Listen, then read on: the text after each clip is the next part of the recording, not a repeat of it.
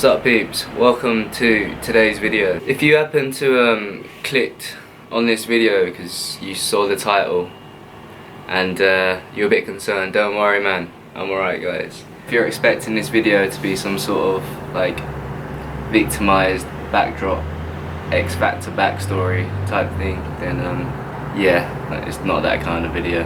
Just a side note, you don't necessarily have to have a scale to track your weight loss or your fat loss. I mean, the more baggier this gets, or your trousers anyway or whatever, or if you move up a buckle, well, I've got none left to show anyway, but yeah, it means you're making progress, man. I mean, fat's got to come off of somewhere, and preferably the waist.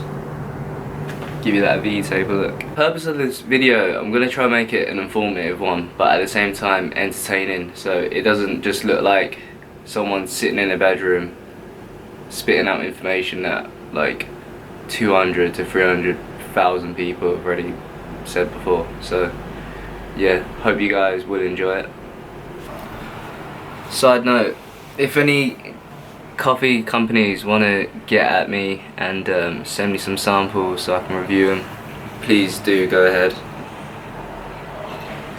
But yeah, for the time being we're literally budgeting on instant coffee, peasantry life mates. Now then, I'm gonna try and address the title of this video as unbiased as possible, so it's mostly going to be anecdotal and sort of related to my own personal experiences rather than collating data. I will do a bit of research later on to back up my findings. Firstly, we're just going to start off by the simple fact that cutting isn't for everyone, as in not a lot of people can sustain it or reach their goals, and here's why. If you have any underlying mental issue or stressors to do with family life, work life, before you even start a cut, then maybe think again, because cutting will make it worse. It's like when people say to you, oh, don't start smoking weed or whatever, because whatever problems you have, they're just going to get worse, or you're going to feel more pressure from that situation. So yeah, it sort of comes down to timing, but so does everything. Personally, do I feel like cutting has impacted my work life?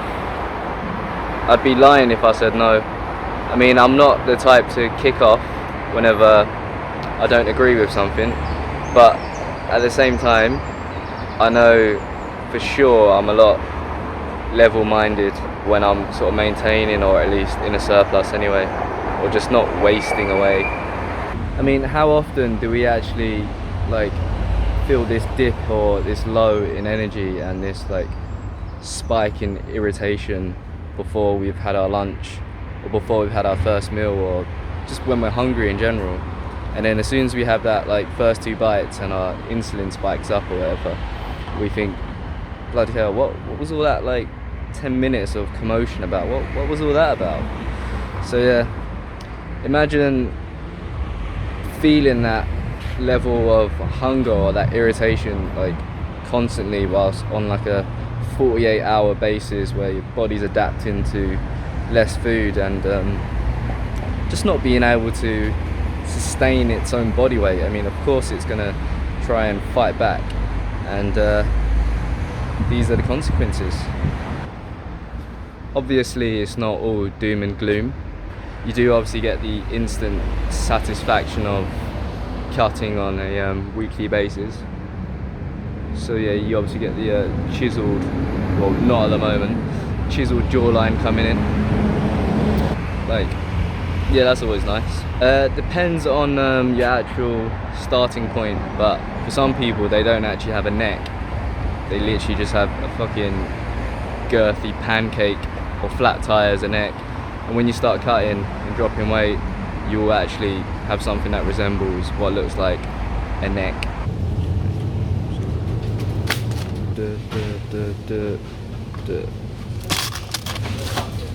Yes, yes, yes, yes. That's what I want to see, mate.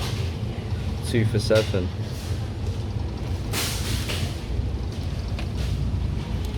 No, mate, not that one.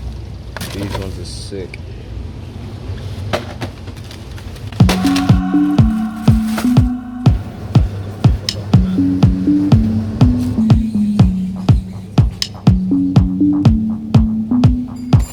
This absolute Donny sorted us out. Yes, now. Ooh, go on, mate. 20 grams of protein per brownie.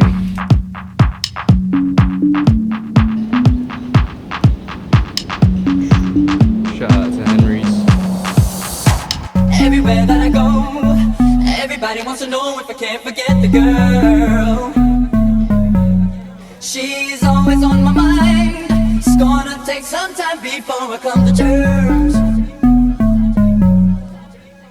See a picture on the wall, handball in the hall brings back memories. Baby, I wanna play host to her, go stop out to set my mind free.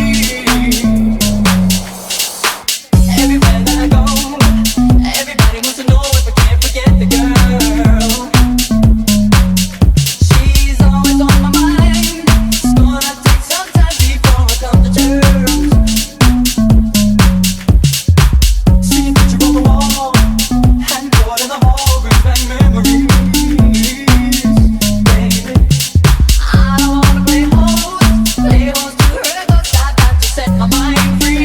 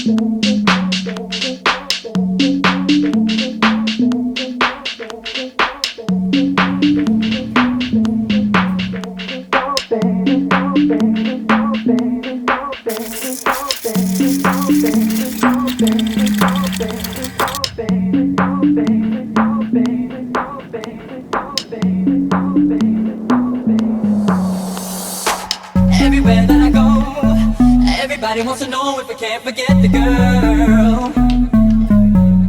She's always on my mind.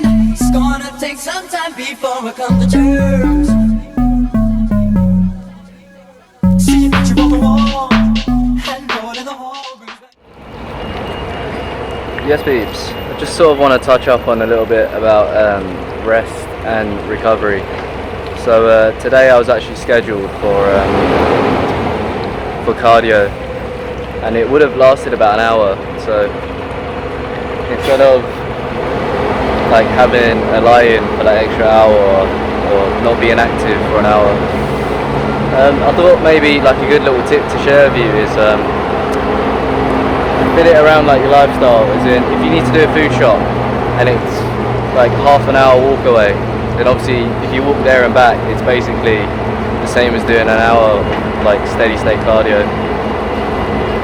unless you're in a rush and you're like jogging about, then obviously it's a little bit different. Anyways, which brings me on to another subject.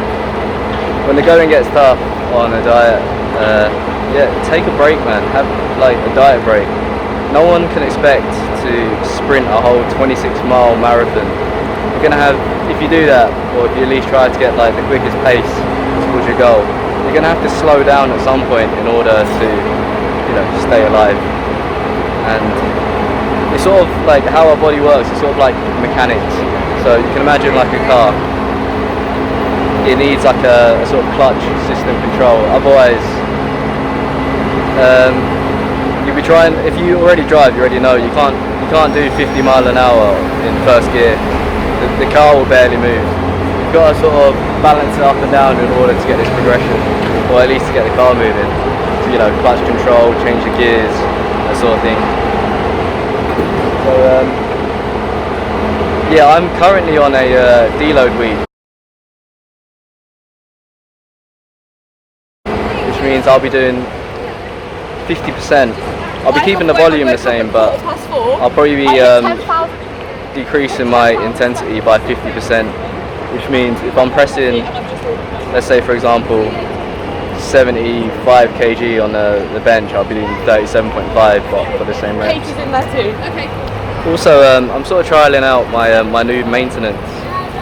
So yeah, I'll still be tracking my weight during this week, but I've just bumped up my calories from about 400 to 500. And if the weight's still going down, I will bump it up more. I'm not scared of gaining weight or trying to at least maintain my weight during this deload, because yeah, the whole idea of this whole cut is, you know, to maintain muscle mass, and also if I'm still in a deficit and I've increased my intensity, I'm going to stand less of a chance at keeping my gains, man. So yeah, I'm going to sort of keep you updated on that. There are, however, some very specific circumstances of when you should be taking a deload. Obviously you should incorporate it every 8 to 12 weeks in your training program, but if you per se happen to have a I don't know, let's say something that affects your schedule, like a new job, a new location, or you can't often train as much as you would, for example in an injury. Like I messed up my elbow a little bit with trying out like boxing, because I don't know how to box, and that's obviously led me to, you know, feel a bit of discomfort even during my warm-ups. So that is mainly the reason why I'm taking a deload, but also, you know, it's scheduled, man. Like, I'm making a lot of progress, I'm hitting PRs, but if I continue to keep hitting PRs, my body's like either gonna A, adapt to lifting cars above my head, or B, break down because the body can't keep up. Because yeah, I'm not superhuman, man. I haven't got that hyperbolic time chamber. Quite a nice like little Times Square bit here. You can literally set up tent, man. Pretty much summer holidays now, isn't it? So students everywhere, bit of tourists. So, yeah, I fit right in, mate. Another reason why I'm not choosing to be in a deficit, or trying to avoid at least a deficit anyway during this deload, is that when I go back to my normal training intensity, I don't want to have to feel like I'm gonna have to spend 3 or 4 weeks getting my strength back, or at least building up that mass that I've lost, when yeah, it's just gonna suck in it, and it's just gonna prolong the cut. And to be honest, I feel alright. I don't feel like I have to grind out this cut. I'm sort of, I could end it now, like today, if I wanted to, and I'd feel alright. As in, like, I'd be happy with the progress that I've made so far. I didn't actually tell you what my starting point was. It was roughly 70 kg, so I think that's like 154 pounds-ish. And if I'm about 60-ish now, then I've lost 10 kilos, which equates to about 22 pounds. So yeah, for someone my height, 5'6", it's not ideal, is it, to lose that much mass? But to be fair, it's quite a high starting point for me, so I had a bit of buffer room to play with, a bit of body fat to sort of get rid of. But yeah, this is just the start, man.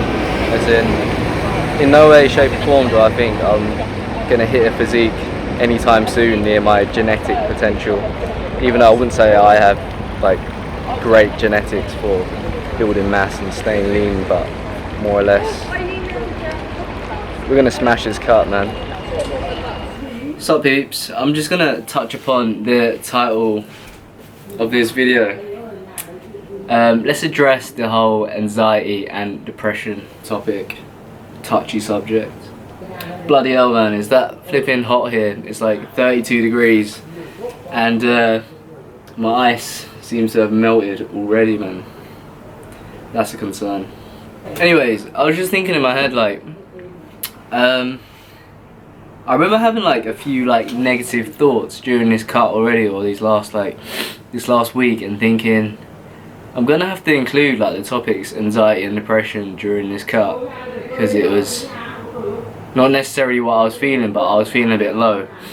But now, like, I feel great. I mean, is it really appropriate that I talk about anxiety and depression now that I feel great? I mean, is there ever a good time to talk about anxiety and depression anyway? I mean, no one wants to be sat there in front of the camera flipping, just like talking a load of, not necessarily rubbish, but inflicting a bit of negativity onto you guys. I mean, yeah, anyways, I'm just gonna like play about with the subject and sort of just delve deep into the mind of a dieter and what it can do to your current state of affairs in there. It's a tough one. It's not fun, but it can be. It is hella motivating because you see the instant like progress like that. If you're on a whole muscle building process slash getting in shape, then yeah, this is like the time you can show off your results and get friggin' lean like me, mate. Anyways, did I put that pizza in yet? No, I haven't. So yes, we got time to ramble for a little bit.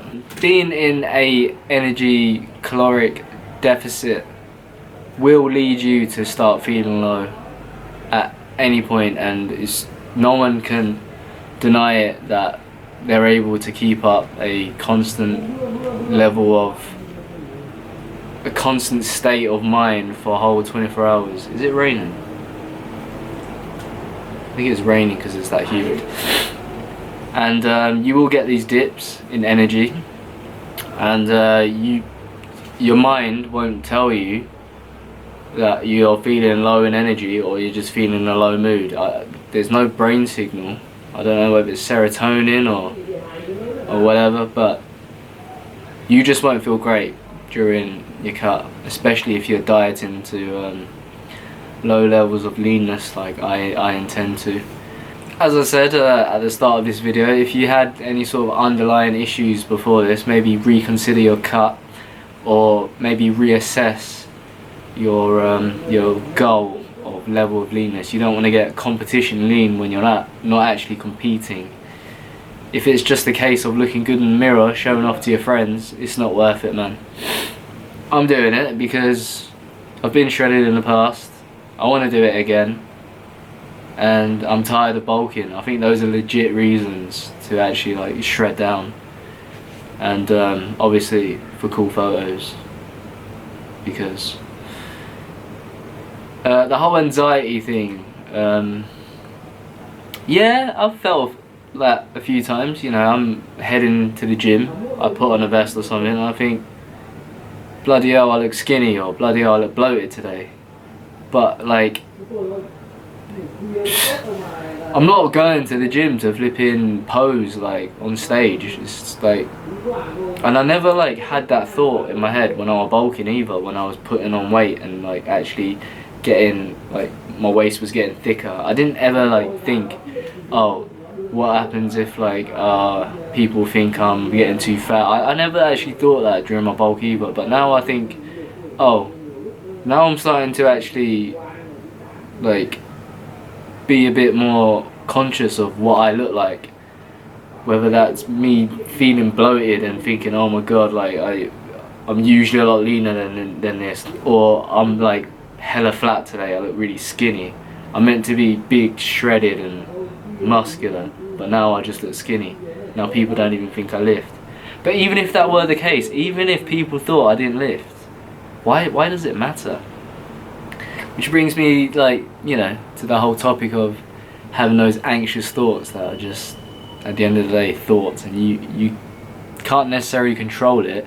You sort of just look back and then think, well, that was a bit dumb, wasn't it? So I'm sure I had a lot more to say on this topic. I'm sorry if you kind of let down and it wasn't negative enough, or there wasn't a lot to talk about, but we're trying to keep this channel as positive as possible, and cheers to that, man.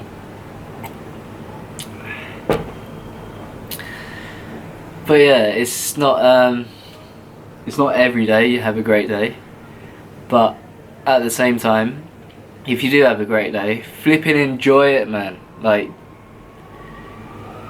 don't start thinking, oh, something's gonna like go wrong now that I've had a good day. That's just being paranoid, man. Which brings me to another subject. Like, I'll have to do a bit more research on this, but I'll get back to subject number 2 or 3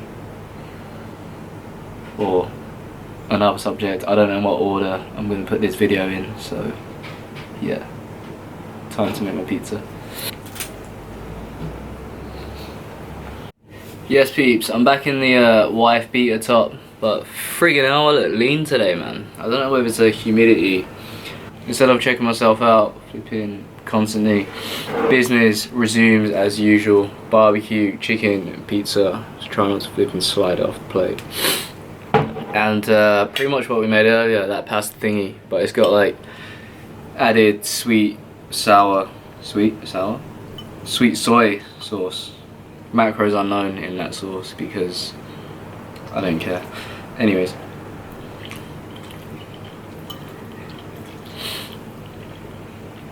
and that sounds biased because I cooked it, but it's pretty freaking tasty, man. Do you ever get the moments where you feel like, god damn, today's a beautiful day, man? As in, like, not necessarily, oh, it's flipping great because I've flipping worked for this and I've worked so hard to get where I am now and everything's turned out right. No, mate, no, you only feel like that, or you only are in that situation because you're goddamn lucky.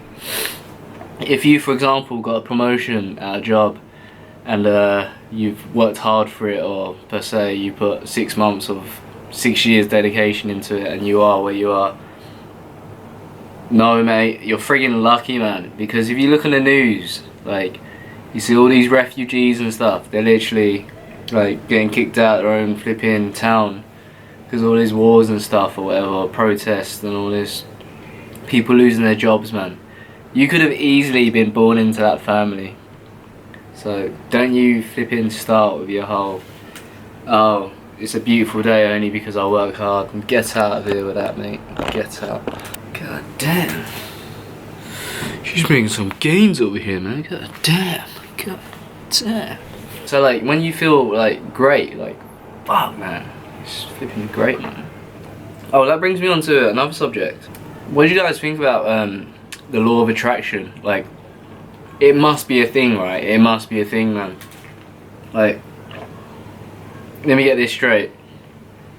If you guys stink, right, and you haven't showered, you're a smelly bastard, you attract flies, right? Whether you like it or not, you attract flies. So, this whole law of attraction thing, or the whole like flipping, it all comes at once, all these opportunities. I think it's true, man. I think it's true. I think it's like the way of the universe, or at least if you look into like chemistry, the whole like the word affinity, the whole like chemical bonding type thing. Like, if you look it down to like a molecular level, it's actually a thing, man. Like, I know there's the whole north, south pole, attraction, repel, whatever. Yeah, that works. But we're humans, man. We've got bones, we've got ears, we've got eyes, we've got feelings. We've got like that thing. How does it work, man? Like, as in, do you guys ever notice, like, once one thing goes well, it just gets like the ball rolling, and then that momentum carries on and you get given other opportunities, and then once you take that, it just keeps going and going and going. Yes, that happens, man. That does happen. It's a thing. I can't prove it. I can't like formulate it and say because X, Y, and whatever happened, like the outcome came out like that. But there's like, if you push like a ball down a hill, it's gonna keep rolling, and getting given opportunities and you're getting given more, then just flipping accept it, man. It's cool. It happens. And when it happens, flipping take it, mate. Let's try his pizza, man. Because I've like tried it before, but yes to the ice cold squash as well, man. I can't even figure out my words right now, man. I just want to enjoy my meal, and I'll catch up in a bit to be a bit more weird and Yeah, just be a bit more weird.